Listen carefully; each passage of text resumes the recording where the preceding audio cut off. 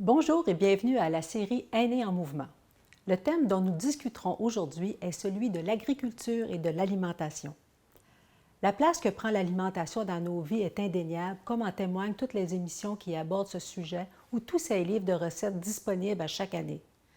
L'alimentation a aussi marqué nos expressions, avoir du pain sur la planche, se mêler de ses oignons, la moutarde lui monte au nez et tant d'autres qui colorent nos échanges. Prendre un bon repas en agréable compagnie est aussi un geste de sociabilisation de première importance.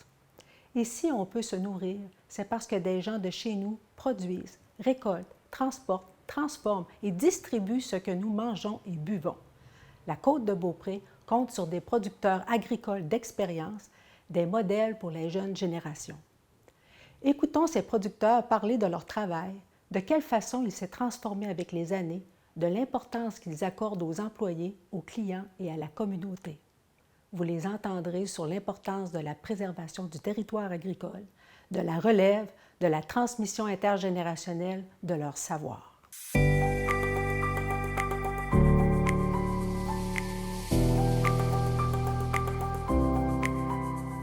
Je suis venu au monde dans une famille de producteurs agricoles. On était dans la production laitière. Et puis, à un moment donné, quand j'étais plus jeune, j'ai essayé plusieurs métiers. J'ai eu une ronde de lait, j'ai essayé bien des choses. J'ai chauffé des camions. Puis, à un moment donné, je suis allé travailler sur une ferme dans la région de Montréal, une ferme laitière. Et puis, c'est vraiment là que j'ai eu la piqûre pour l'agriculture.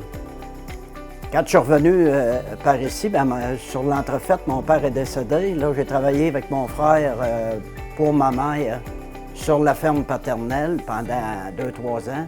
Puis à un moment donné, l'occasion s'est présentée. Mon oncle était à vendre, fait qu'il a acheté sa terre abandonnée. Puis j'ai décidé de partir en production maraîchère, partir à zéro. Donc ma ferme est située sur la Côte-de-Beaupré, à Château-Richer. La Côte-de-Beaupré, vous savez, c'est le berceau de l'Amérique, on peut dire l'Amérique française au Québec. La première ferme au Québec est à Saint-Joachim, pas loin de chez nous, à Château-Richer. Donc, je pense qu'on a un patrimoine agricole sur la côte qui est incomparable. Donc, ma ferme, moi, c'est un peu à l'image de l'agriculture de la Côte-de-Beaupré. C'est une entreprise qui est diversifiée. Je produis plusieurs productions parce que la demande est là pour plusieurs produits. Puis moi, je vends mes produits moi-même à mon kiosque. Donc, avoir une offre de produits plus grande, je pense que ça répond énormément à ma clientèle. En 1996, je vous dirais, à peu près, on a commencé des négociations avec le groupe IGA dans ce temps-là. Et puis, ça n'a pas porté fruit tout de suite. Ça a été assez long. On a relancé le projet parce que là, on avait vu un concept où on se voyait plus. On ne se voyait pas vraiment, nous autres, dans un supermarché au départ parce qu'il n'y avait pas de service à la clientèle comme on le faisait depuis, nous autres, des années. Fait que, bien, finalement, il y a eu un nouveau concept qui s'est instauré chez IGA où c'était vraiment des boutiques, où c'était vraiment des départements séparés. Et là, on pouvait se reconnaître là-dedans. Ça fait qu'on a continué les négos. Et puis en juin, le 13 juin 1999, on ouvrait notre supermarché IGA ici à Sainte-Anne-de-Beaupré. Pour le bio, on l'a toujours été, puis ça n'aurait jamais été autrement. Nous autres, on fait de la production. La production agricole est importante. Ici, c'est principalement des fruits qu'on fait pousser, mais c'est la transformation qui, pour nous autres, est prioritaire. Parce que si tu as un bon produit et que tu le scrapes parce que tu le fous sur un charcoal à haute température, bien, c'est un peu triste. Fait qu'on croyait, moi puis Julie, dès le départ, aux 3 techniques de conservation ancestrale, qui sont la fermentation, la déshydratation et la germination.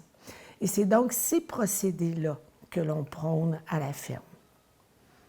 Ouais. Tu veux ajouter Donc, quelque chose là-dessus? Oui, bien c'est ça. Donc oui, on fait ces transformations-là qui permettent de... C'est très important quand on parle d'alimentation, pourquoi c'est important de s'occuper de son alimentation.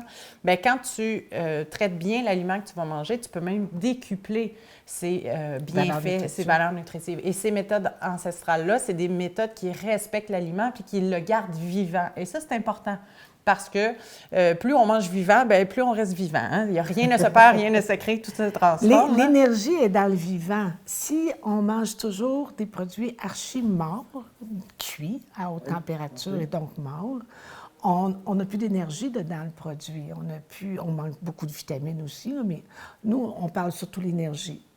Ah ben moi, je suis très fier de ce que j'ai fait depuis toutes ces années. L'agriculture, moi, ça m'a permis de m'exprimer physiquement, puis verbalement aussi. J'ai été impliqué dans différents dossiers, à l'UPA, même à Québec, au marché de Québec. Tu sais, l'agriculture m'a amené à vivre des expériences, à me surpasser. À me surpasser tout le temps. C'est ça qui fait que je suis fier de ça, parce que j'ai développé beaucoup d'autonomie. Au début, là, il fallait le faire, là, partir d'une entreprise pratiquement à zéro, là, puis continuer, puis être persévérant, puis développer la résilience aussi. C'est pas évident, là, surtout avec la température. Des fois, là, depuis quelques années, c'est difficile. Le printemps, il fait pas chaud. Du coup, la température arrive, puis d'un coup, à augmenter au mois de Saint-Jean-Baptiste, puis l'automne, des fois. Mais là, depuis quelques années, on a des belles automnes, tu sais. Moi, je dis, la température, des fois, si tu regardes dans l'ensemble de l'année, c'est bon. Tu sais, il faut regarder un horizon plus large. Je travaille moins qu'avant. Je travaille beaucoup encore dans l'érablière. Je suis encore beaucoup impliqué dans l'érablière parce que c'est un peu une passion. J'ai toujours aimé ça, j'ai toujours aimé le bois. Mais après ça, ben, l'hiver, je fais encore du bois de chauffage. Ça, j'ai un lot à bois, fait que j'exploite ça pour mon compte encore. Vous êtes toujours actif. Je suis très actif encore. Oui. Puis l'été, aux légumes, je fais plus de cueillette. Je participe encore, je chauffe des tracteurs, je peux faire des ouvrages de sarclage avec un sarcleur, différents petits travaux. Des choses qui vous font plaisir pour vous. C'est ça. C'est du bénévolat. Ils s'en vont vers je sais pas où, là. Je ralentis. J'essaie d'être moins là. C'est en plein ça. Moi, je les laisse beaucoup aller maintenant. Et de toute façon, ils n'ont pas besoin de moi. Ils savent où ils vont. Ils ont l'expérience. Et puis, bien entendu, maintenant, avec les moyens de communication qu'on a, on est capable de travailler de l'externe. On est en communication tout le temps. On peut suivre nos affaires. Puis, on est ensemble, même si je suis un peu en retrait.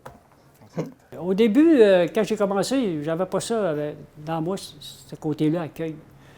Mais là, avec l'autocueillette, je me suis rendu compte que ça m'amenait beaucoup, moi aussi. Puis ça amenait aux gens, mais ça m'amène. Donc, ça m'amène beaucoup de choses. Tu sais, la fierté, puis de voir les gens heureux. Oui. Tu sais, c'est bon. C'est très bon. En même temps, bien, ça fait découvrir une région, parce que les gens, ils passent sur le boulevard Saint-Anne.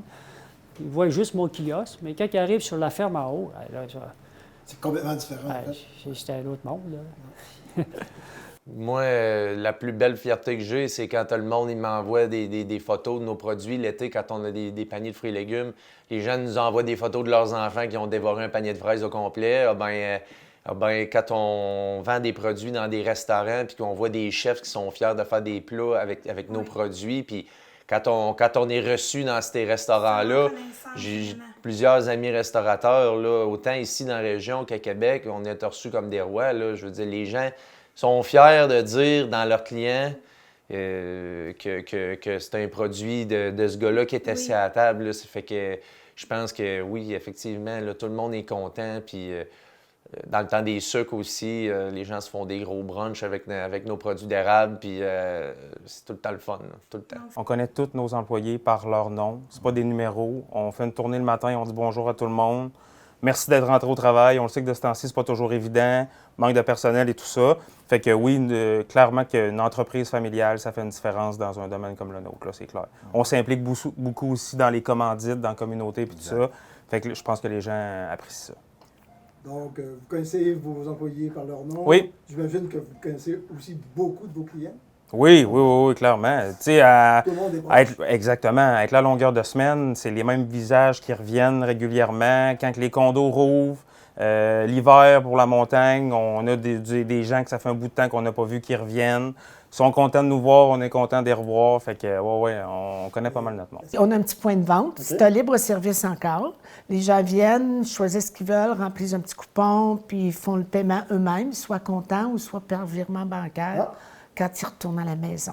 C'est vraiment le fun. Ça fonctionne très bien. Ça marche Si j'arrive très bien. ici, vous n'êtes pas là, je peux acheter quand même.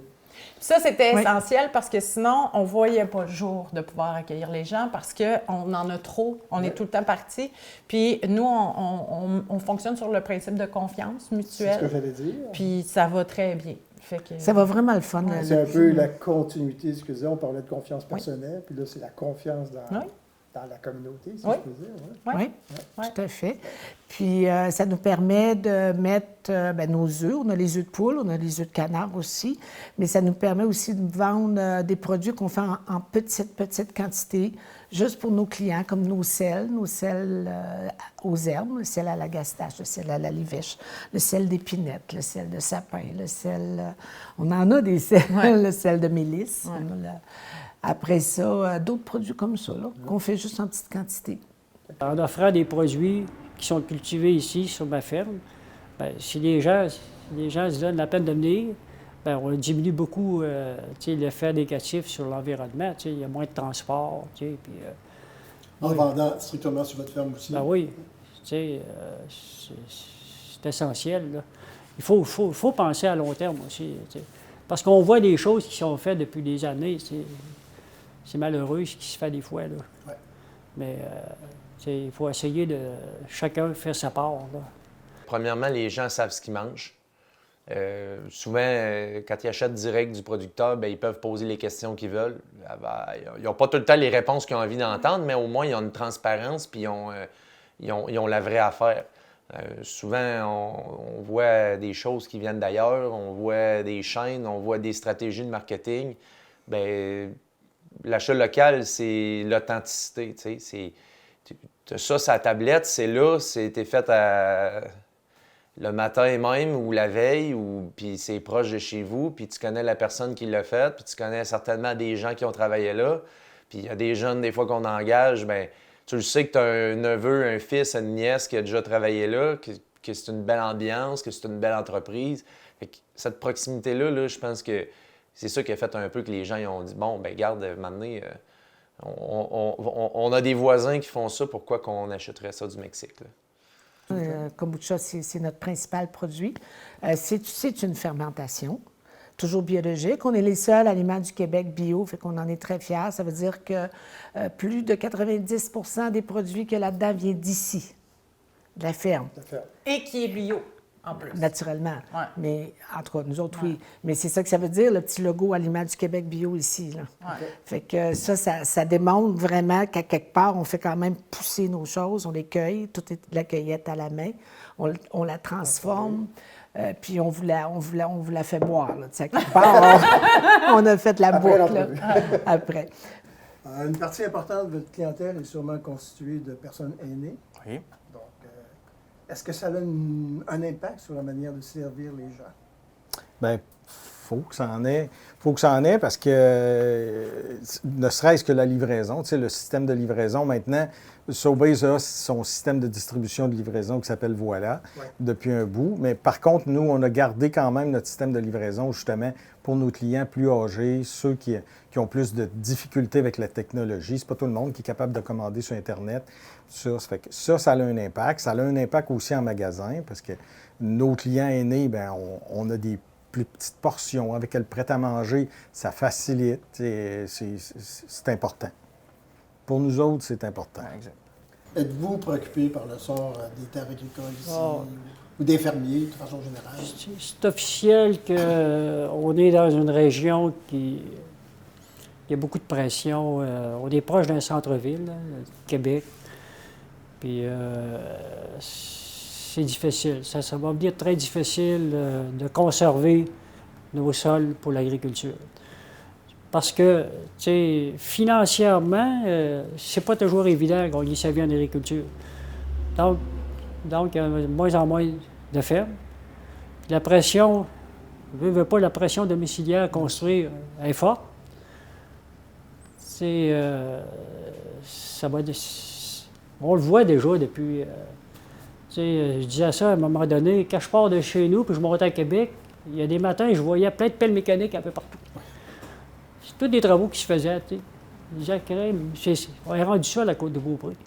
On voyait pas de tracteur de ferme, on voyait des pelles, puis. La situation sur la côte est particulière, c'est sûr, là. On a plus de petites fermes, mais on a moins de gens qui gagnent leur vie avec ça à 100 là. Ça fait que la situation est particulière, là. Puis la proximité avec Québec, bien, ça fait que, veux pas, justement, le coût des terres augmente. Puis les terres sont achetées pas nécessairement par des agriculteurs. Puis, mais des fois, il y a des belles histoires. Je veux dire, on connaît plein de gens qui achètent des terres et qui sont super fiers et super motivés à les faire cultiver, là, puis à ce qu'il se passe quelque chose. Fait que faut juste que les terres agricoles restent des terres agricoles, puis ça va se rebalancer dans le futur, c'est sûr et certain, là. C'était une entreprise familiale. Est-ce que vous pourriez dire qu'aujourd'hui, c'est toujours une entreprise familiale? Oui, c'est On ça. est là-dedans, hein? Oui, ça se continue. Moi, j'ai racheté mon frère avant de faire, moi et Denis, on a racheté les actions de Paul quand on a agrandi ici, juste avant. Après, Denis a décidé de prendre sa retraite, donc moi, j'ai racheté Denis. Là, dans le moment, je suis seul actionnaire pour l'entreprise, mais bien entendu, Marc-Olivier est avec nous. J'ai ma conjointe Marlène Cassita qui est avec nous aussi. J'ai Sylvain qui est directeur du magasin, qui est le frère de Marlène, Sylvain Cassita. Donc, c'est une histoire de famille. Les enfants, les petits-enfants travaillent aussi dans l'entreprise à temps partiel en même temps qu'ils vont à l'école. Ça fait que c'est ça se continue. Bon, là, maman, je sais que je te l'ai déjà dit, mais moi aussi, ça fait que ma mère, oui, c'est ma mère, là, mais c'est un partenaire d'affaires, c'est une amie. Je veux dire, à qui je parle tous les jours, c'est ma mère. Fait qu'on a développé une synergie qui va au-delà de juste, ben maman, tu me fais des petits plats, là. D'accord. Mais je pense qu'à travers ça, on a développé un très grand respect de l'être humain.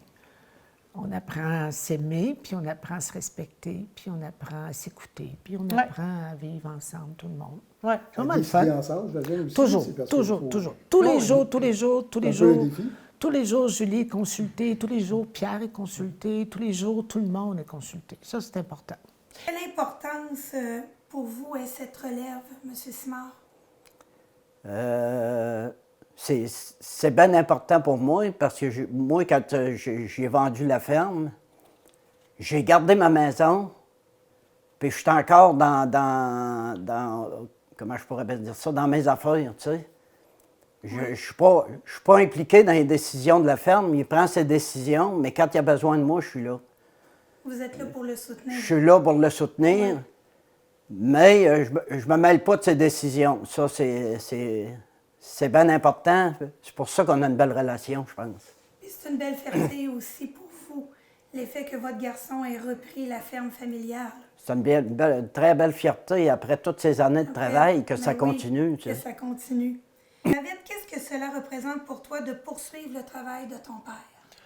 Bien, c'est sûr que ça me fait bien plaisir. Puis en même temps, avoir une opportunité d'avoir une entreprise déjà construite, déjà avec une bonne renommée, avec une bonne base, c'est un méchant coup de pouce, là, surtout. Un bon modèle également. Oui, c'est ça. Puis beaucoup de mémoire d'homme là, dans l'agriculture. Là, les saisons, ils ne se ressemblent pas nécessairement. Puis d'avoir ça, si on en regarde le contexte actuel, mettons pour la relève agricole au Québec, c'est un bon coup de pouce, puis c'est un bon coup de chance. Là, ses parents. Ben oui, puis tu sais, tout l'actif, puis l'expérience, puis Probablement que si j'avais eu à commencer à zéro, je ne l'aurais pas fait. J'aurais fait autre chose, c'est sûr. C'est une histoire de passion. Je me rappelle quand j'étais jeune, moi, je voulais rien savoir des plantes. Là. Puis là, elle me prenait la main à Montréal, puis là, elle me faisait visiter son petit jardin. Mais dans ce temps-là, c'était des petites fleurs, OK? Puis regarde, Julie! Puis regarde. Puis moi, je voulais faire plaisir à ma mère, fait que je la suivais, mais sans que je m'en rende compte, ça m'a vraiment commencé à m'intéresser. Donc, elle m'a transmis cette passion-là. Et quand elle est venue ici, elle a fait un cours sur les buts permaculturels. Elle a comme plusieurs cours. Comment travailler la terre sans déranger la terre. Vous savez que si on continue l'agriculture comme on l'a fait là, puis qu'on tue tous nos insectes, puis nos petits... la terre, la vie, ça s'achève. Hein? Ouais. C'est un besoin. Ici, on respecte énormément la terre. Oui, bien c'est un peu ça. Un début. L'idée de la ferme, c'est ça, c'est la nature et l'être humain. Il n'y a pas de compromis, puis c'est les deux qui vont aller chercher un équilibre. Fait la permaculture, c'est prendre soin de la terre et prendre soin de l'humain et de partager équitablement. Ouais. C'est les bases. Moi, je suis né le 30 août. Mon grand-père est décédé au mois de juillet, la même année. Donc, ils m'ont appelé Arthur aussi. OK. C'est pour ça que je m'appelle Arthur. Le nom Arthur, il avait disparu quasiment à un moment donné. Les gars de mon âge, j'en ai rencontré quelques-uns. Mais depuis 10 ans, là, des petits gars, là, Arthur, là, il y en a plein. Ouais. Puis quand ils viennent à l'autocueillette, là, je leur demande leur nom, les petits gars. Qu'est-ce que c'est Arthur? Là? Je suis content. Là, je leur donne un petit sac de pommes 5 livres. Puis une anecdote, un bon dimanche matin, les 2 premières voitures, 2 petits Arthur. J'étais content, tu sais, parce que moi, je suis fier de mon nom. Tu sais, c'est un nom qui, je sais pas, il représente de quoi, tu sais. Des cochons, il n'y en a pas beaucoup non plus? Bien, Château-Richer, il y en a beaucoup, oui. Mais plusieurs familles. OK. Oui, mes frères, bien là, il y en avait à Château-Richer, mes sœurs aussi, mais il y a plusieurs familles de cochons. Puis, êtes-vous préoccupé par la relève agricole ou votre propre relève? Bien là, actuellement, c'est officiel que je n'ai pas de relève là, sur la ferme. Je ne sais pas trop. J'ai beaucoup de difficultés à parler de relève, puis en même temps être passionné à 100 de mon travail. Oui. C'est comme s'il y avait un feu et l'eau, là. Parce que la journée, je vais dire, bien là, je vais vendre mon entreprise, ça va peut-être me démotiver. En tout cas, là, à ce niveau-là, je suis encore un peu indécis. Vous n'êtes pas encore prêt, vous n'êtes pas encore rendu là? Non, je ne suis pas prêt. J'ai la santé encore, je pense que je suis encore en bonne santé. Vous avez l'air bien portant. Puis, en tout cas, mais ce qui est malheureux, oui, comme vous dites, la relève, je ne l'ai pas, mais elle va peut-être venir un jour. Moi, ce qui me préoccupe le plus, c'est la relève. Oui. Il y a des terres agricoles sur la côte de Beaupré, c'est zoné agricole. C'est dur à faire des zonés pour faire des développements résidentiels. Mais ces terres-là sont de plus en plus abandonnées parce qu'il n'y a pas de jeunes qui veulent prendre la relève. Puis c'est pratiquement impossible de partir à zéro pour un jeune. Ça coûte trop cher. Les terres sont chères à acheter. Puis tout est cher pour se partir à zéro. S'il n'y a pas de construction dessus, ça prend des constructions. Ça prend au moins, au minimum, un tracteur pour te partir. Fait que c'est ça qui m'inquiète le plus. Cette année, il y a une nouveauté. Au lieu de produire en serre des tomates de serre, j'arrête cette production-là parce que depuis quelques années, c'était très dispendieux, le chauffage, etc., la main-d'œuvre. Donc, j'ai fait une serre froide. Déjà, mais j'ai des semis de fait. Qu'est-ce que c'est? Bien, c'est une serre que je n'ai pas besoin de chauffer, mais que j'ai semé actuellement en pleine terre. J'ai semé des carottes, des betteraves. J'ai planté de la salade, j'ai semé un peu de patates. Donc, c'est un essai, là, mais ça se fait ailleurs. J'ai vu des producteurs qui le font. Donc, je l'essaie. Puis, si ça va bien, bien, j'ai un autre serre que l'an prochain, je vais convertir aussi. Vous avez une ferme gérée par 2 femmes, une mère et sa fille, alors qu'on aurait tendance, des fois, à considérer le milieu agricole comme plus masculin ou traditionnellement plus masculin. J'ai toujours été dans des milieux pas féminins, moi. Ouais. J'ai été prof de maths. J'ai fait mon bac en maths. Ça n'a pas rapport vraiment. Elle est dans les sciences. Moi, j'étais en ingénierie. Quand j'ai arrêté l'ingénierie, il a fallu que je m'adapte au milieu féminin parce que j'avais pas du tout l'attitude qui fitait. Là c'est des stéréotypes, là, mais je te garantis que travailler avec des hommes ou des femmes, mais tu vois, on s'en retourne quand même en éducation parce que là, le projet qu'on est en train de faire d'économiser, c'est vraiment de mettre une grande partie d'éducation à la ferme. Hein, il va y avoir des panneaux, il va y avoir des marches de découverte de plantes, il va y avoir des dégustations de plantes indigènes et tout ça. Fait que ça vient rejoindre notre fait, un petit peu plus, je pense, puis le fait, les femmes sont plus, je pense, dans l'éducation, dans la transmission. Moi, idéalement, c'est sûr que je suis bien parti, là, puis plus longtemps qu'on va être capable de garder ça familial, mieux ça va être. Évidemment, j'aimerais ça, moi aussi, à mon tour, avoir une relève après. Puis j'ai 10 ans fait, je sens que je suis encore au début, je sens que j'ai encore plein de projets que j'ai envie de faire. Puis comme il disait tantôt, ben des fois, il y a des choses qui marchent moins.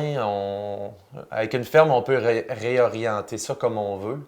Des fois, il y a des essais-erreurs. Oui. Puis on était gros dans patates dans les années 90, début 2000. On a reviré ça. Là, maintenant, on est plus axé sur le détail, la transformation. Puis ces choses-là, mais éventuellement, si ça venait qu'à être moins bon ou un peu moins ce que le consommateur veut, ce que le consommateur a besoin, demain matin, on peut se revirer de bord puis s'adapter. Là. Ça fait que je vois pas le jour où ça va arrêter. Là. Je pense que quand on a une recette gagnante comme la nôtre, le but, c'est de juste continuer dans le même stretch qu'on est parti. On ne virera pas tout ça à l'envers, c'est sûr. Mon grand-père faisait ça, mon père fait ça. Moi, Sylvain, Marlène, on fait tout ça. C'est sûr qu'on va garder la même recette. Quand c'est une recette qui marche, tu ne changes pas ça. Là. Quand tu arrêtes, là, on dirait que tu perds tu perds toutes tes capacités physiques. Puis moralement aussi, tu vis juste pour toi, autour de toi-même. Tandis que là, quand tu es dans l'entreprise, même, bien là, c'est comme si tu t'exprimes, puis tu vas de l'avant, puis tu contactes, des contacts avec des gens, c'est le fun. En synergie, les forces et chacun les forces de tout le monde, dans le fond, puis que Dominique, elle puisse tranquillement être plus dehors. Puis moi, c'est sûr que j'aimerais ça venir le plus... Moi, mon objectif, c'est de venir ici, là, à temps plein, puis triper avec... Prendre la place, oui. Cette dame-là. Vous avez sûrement remarqué l'engagement de ces producteurs qui œuvrent dans des conditions souvent difficiles. Les caprices de la météo, la lourde charge de travail et les nombreuses heures travaillées. Toute cette énergie investie pour nous offrir des produits de grande qualité. Ils méritent le respect de la population pour ce qu'ils ont cultivé et mis en marché, pour leurs efforts dans le but de préserver les terres cultivables et pour le transfert de leurs connaissances aux plus jeunes. Ce transfert de connaissances évoque l'idée de l'apprentissage et c'est justement le thème que nous traiterons lors de notre prochain rendez-vous. Passez une très bonne semaine en mouvement et soyez des nôtres pour notre prochaine émission.